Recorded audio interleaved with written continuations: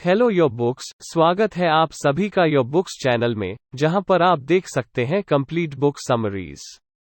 Inner engineering book summary इन हिंदी 2016 में लिखी इत्र इंजीनियरिंग नाम की इस किताब को पढ़कर आप जीवन में सच्चे सुख और शांति की प्राप्ति के मार्ग को जान सकते हैं।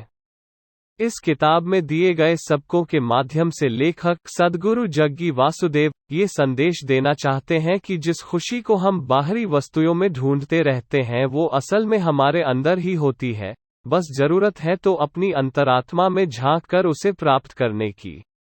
लेखक सद्गुरु जग्गी वासुदेव एक भारतीय योगी हैं। अन्य योगियों की तरह अपने जीवन में वैराग्य को अपनाने की जगह उन्होंने आध्यात्मिकता के मार्ग पर चलकर जीवन में सुख और शांति प्राप्त करने के मार्ग को चुना।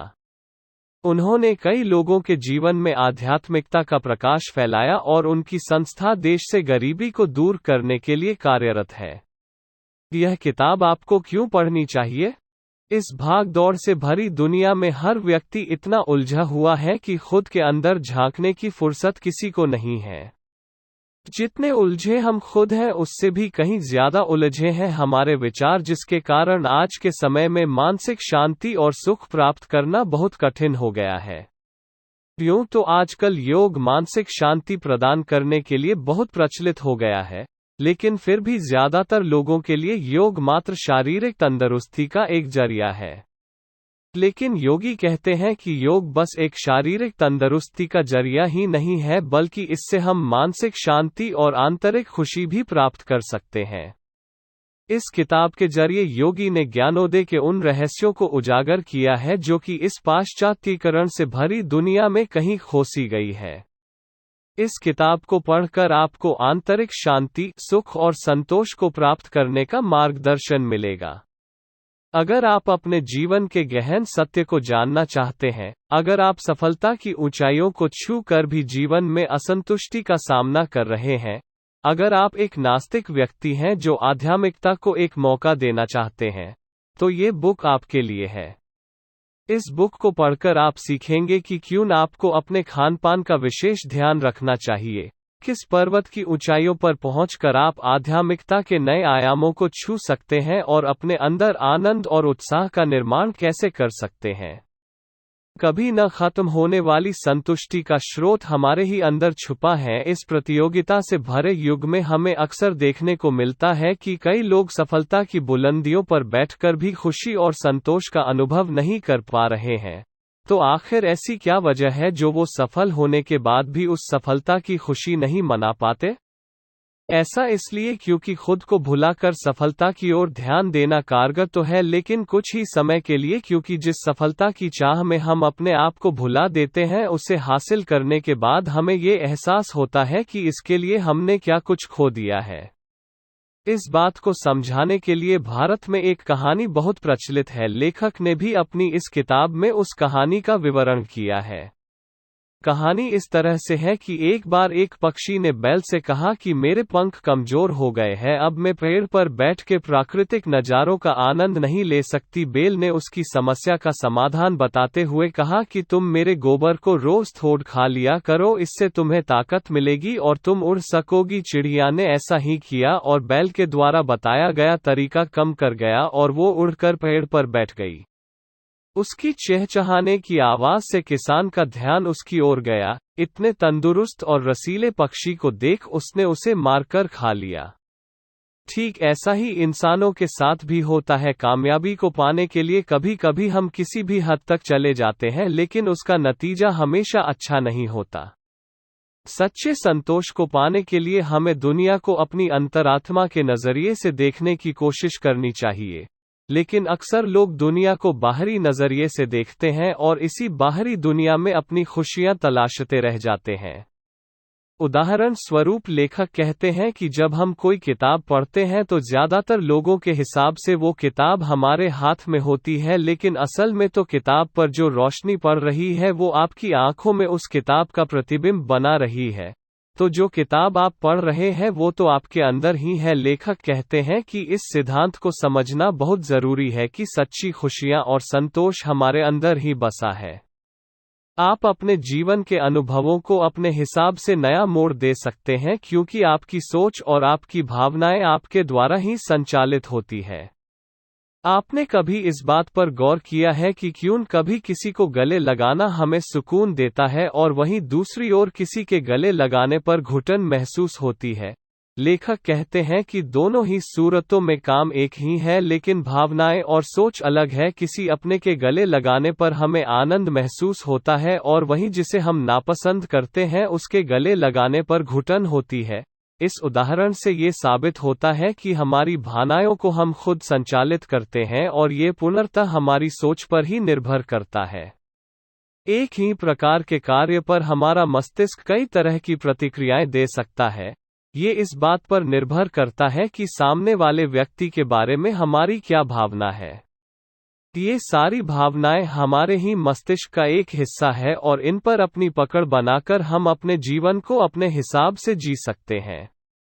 लेकिन दुर्भाग्य की बात यह है कि कई लोग इन भावनाओं को महसूस करने के लिए शराब और नशे का सहारा लेते हैं, जबकि लेखक का कहना है कि हमें इसकी कोई जरूरत नहीं है। इन बाहरी अनादायक वस्तुओं की जगह हम अपने शरीर में खुद एक आनंद से भर दे वाले अणु का निर्माण कर सकते हैं। वो अणु है आनंदामाइड नाम का एक केमिकल जो हमारे शरीर में बनता है और ये हमें सुख और आनंद का एहसास करवाता है। इसका असर किसी अफीम के नशे से भी ज्यादा होता है। हमारे शरीर में इसकी ज्यादा से ज्यादा मात्रा बने, इसके लिए हमें जरूरत है बस थोड़े व्यायाम की और हर समस्या का सामना करने के लिए खुद को मजबूत बनाने की। जैसे कि जब भी हमें कोई बड़ा कठिन काम मिले या आप किसी समस्या में फंस जाएं तो खुद को ये एहसास दिलाएं कि सब ठीक है और आप ये काम आसानी से कर लेंगे। हमारे देश के योगियों और साधुओं ने इसी अणु को ध्यान और साधना के जरिए अपने अंदर बनाने में महारत हासिल कर ली है, इसलिए वो असीम सुख और संतुष्टि का आनंद लेते हैं।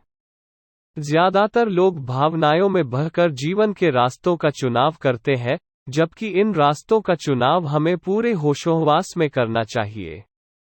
ज्यादातर लोगों की आदत होती है कि जो बात उन्हें दर्द और दुख की अनुभूति कराती है वो उसको खुद ही भूलना नहीं चाहते और उसकी कहानी बार बार अपने दिमाग में दोहराते रहते हैं। जैसे कि अगर किसी के साथ हमारा कोई रिश्ता टूटा हो तो हम महीनों और बरसों उसे याद करके खुद को दुखी करते रहते हैं। कई लोगों की तो ऐसी आदत ही होती है कि उनके दिमाग में बस जिंदगी की दर्दभरी कहानियां ही चलती रहती है, जबकि जिंदगी के प्रति हमारा नजरिया सकारात्मक होना चाहिए। गया भूलकर नई राह अपनाना ही जिंदगी है। लेखक कहते हैं कि बुरे अतीत से अपना आज बुरा करने से अच्छा है कि उससे प्रेरणा लेकर अपना कल अच्छा करें। लेखक ने बताया है कि वो एक ऐसी लड़की को जानते हैं जिसने अपने जीवन के कड़वे अतीत से बहुत कुछ सीखा और संतोष प्राप्ति की राह पर चल पड़ी। उस लड़की और उसके भाई को नाजियों की सेना ने द्वितीय विश्व युद्ध के समय उसके परिवार से अलग कर दिया था। वो लोग उन्हें रेलवे स्टेशन ले गए और ट्रेन में बैठने को कहा। इसी दौरान उसके भाई ने खेलते हुए अपना एक जूता गुम कर दिया। गुस्से में उसने अपने भाई को खूब मारा और बुरा भला कहा, लेकिन वो आखिरी दिन था जब उसने अपने भाई को देखा। बाद में तो बस उसके मरने की खबर ही आई। इस सदमे से टूट के बिखरने की बजाय उसने ये सीखा कि जीवन बहुत छोटा है, क्या पता कब आप किसी से आखिरी बार मिल रहे हो, इसलिए सबसे मुस्कुरा कर मिलो ताकि बाद में पछतावा ना हो। इस सीख ने उस लड़की की जिंदगी बदल दी और इस बदलाव से उसे आंतरिक संतोष की अनुभूति हुई। जिम्मेदारियां आपकी आज़ादी को और बढ़ा देती है। जब हम जिम्मेदारियों के बारे में सोचते हैं तो हमारे मन में सबसे पहले ये बात आती है कि जिम्मेदारियां हमें बंधनों में बांध देती हैं, इसलिए लोग जिम्मेदारियां उठाने से डरते हैं। लेकिन इसके विपरीत लेखक कहते हैं कि जिम्मेदारियां तो हमारे जीवन में विकल्पों को बढ़ा देती। इसे उदाहरण स्वरूप समझाने के लिए लेखक कहते हैं कि मान लें आपको विश्व भ्रमण पर जाना है और आप अकेले बिना किसी जिम्मेदारियों के हैं तो आपके पास एक ही विकल्प है, लेकिन अगर आपके ऊपर परिवार की जिम्मेदारी हो तो आपके पास ढेरों विकल्प हैं। जैसे आप उन्हें भी अपने साथ ले जा सकते हैं या उनके साथ ही घर पर रुक सकते हैं या अकेले जा सकते हैं, तो आपको इतने सारे विकल्पों में से चुनने की आज़ादी मिल जाती है। जिम्मेदारियों से पीछा छुड़ाने से अच्छा है उन्हें निभाना सीखें, क्योंकि जरूरी नहीं है कि जिम्मेदारियां आपके बोझ को बढ़ाएं, बल्कि जिम्मेदारियों के होने से व्यक्ति ज्यादा अनुशासित और सही निर्णय ले सकता है। जीवन की सच्ची पहचान जिम्मेदारियों से ही आती है और बिना जिम्मेदारी के जीवन दिशाहीन हो जाता है। जिम्मेदारियों को निभाने की बात सिर्फ परिवार तक ही सीमित नहीं रहती, बल्कि देश और समाज के प्रति भी हमारी कई जिम्मेदारियां होती है। जब देश के किसी कोने में कोई तूफान या बाढ़ जैसी कोई प्राकृतिक आपदा आए तो हाथ पर हाथ रखकर बैठने की बजाय हम कोशिश कर सकते हैं मदद करने के तरीके को ढूंढने की। अगर आप पूरे जतन से कोशिश करने के बाद भी मदद का जरिया नहीं ढूंढ पाते हैं तो भी कम से कम आपके दिल में कोशिश कर का सुकून तो रहेगा। इसलिए लेखक कहते हैं कि जिम्मेदारियों को निभाने के प्रयास में जितनी थकान होती है उससे कहीं ज्यादा सुकून उन्हें निभाकर संतुष्ट होने में होती है। ज्ञानोदय के लिए शरीर, दिमाग, भावनाओं और ऊर्जा का एक ही दिशा में कार्यरत होना जरूरी है।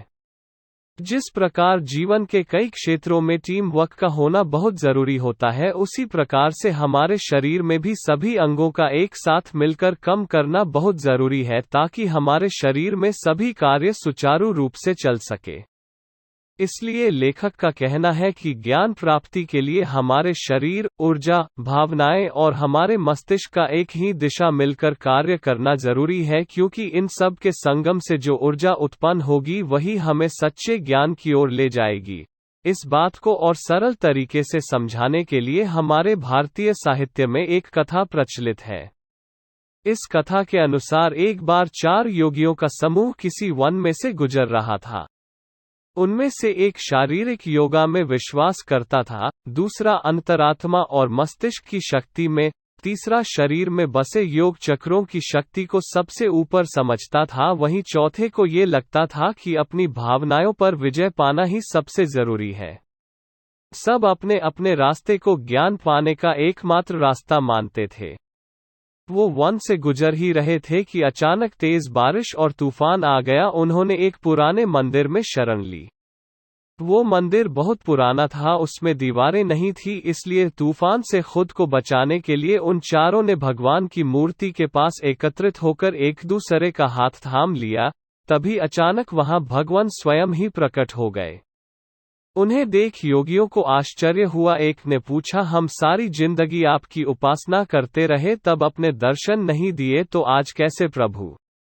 भगवान मुस्कुराए और बोले, आज तुमने चारों शक्तियों का मिलान कर दिया। जब मन, शरीर, भावनाएं और ऊर्जा इन सब का मिलन होता है तभी सच्ची भक्ति और ज्ञान का मार्ग खुलता है। इस कहानी से प्रेरणा लेते हुए हम भी जीवन में इन 4 आवश्यक तत्वों को एक दिशा में कार्यरत कर सकते हैं।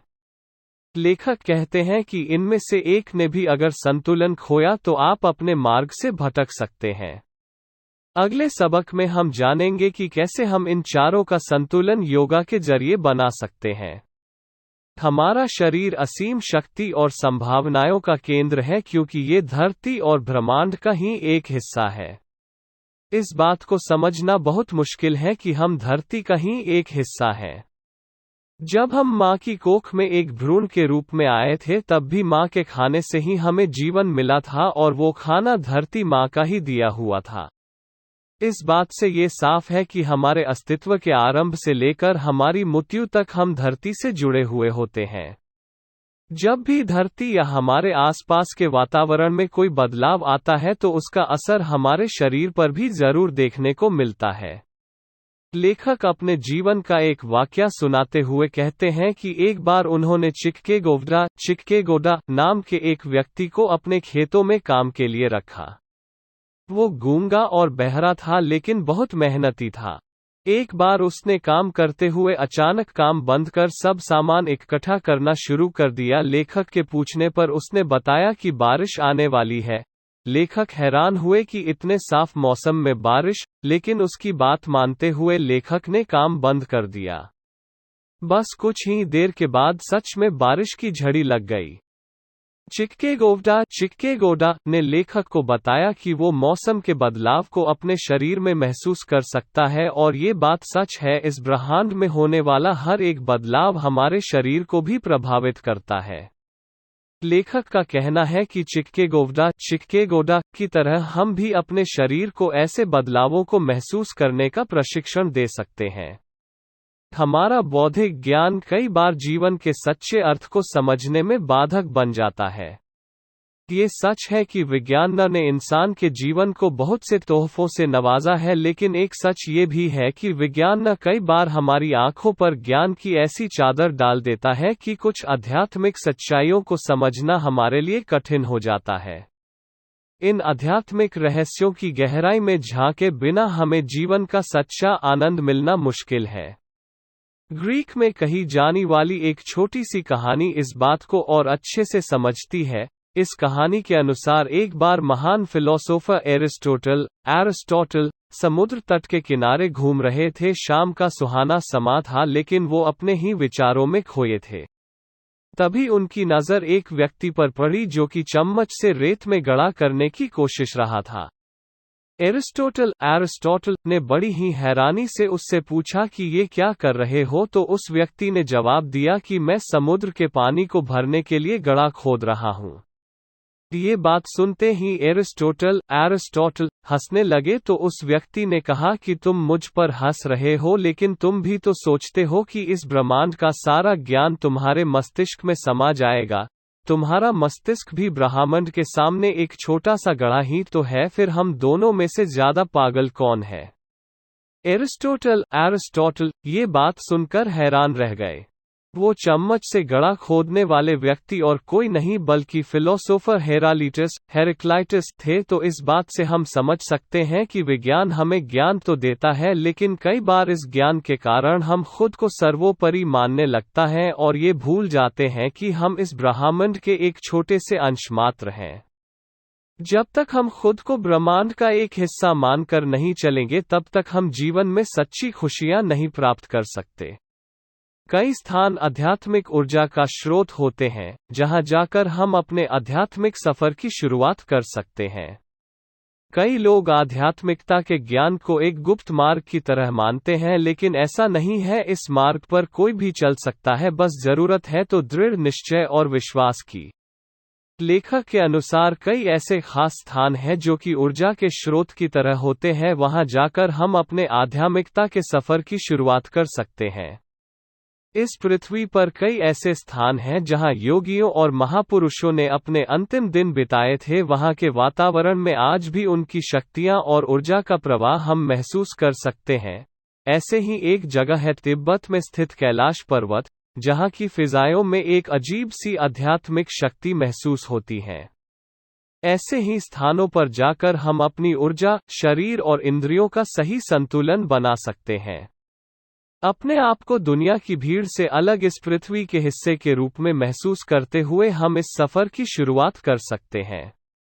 लेखक कहते हैं कि इन स्थानों पर रहस्यमय ऊर्जा का प्रवाह होता है जो कि न सिर्फ हमारे आध्यात्मिकता को बढ़ाता है बल्कि हमारे ज्ञान और स्वास्थ्य में भी बढ़ोतरी करता है। लेखक ने अपने जीवन का एक वाकया सुनाते हुए बातें हैं कि कैसे कैलाश यात्रा से उनकी सेहत में सुधार हुआ। बात थी सन 2007 की, जब बिगड़ती सेहत के कारण लेखक अस्पताल में भर्ती हुए। डॉक्टर ने कहा कि उन्हें कैंसर, मलेरिया और थायराइड एक साथ हो गया है। लेखक इससे निजात पाने के लिए कैलाश चले गए। वहां पहुंचने के कुछ ही दिन बाद उनकी सेहत में सुधार आने लगा। इसलिए लेखक कहते हैं कि हम भी ऐसे किसी स्थान पर अपने शरीर का संतुलन बनाकर अध्यात्म को पा सकते हैं।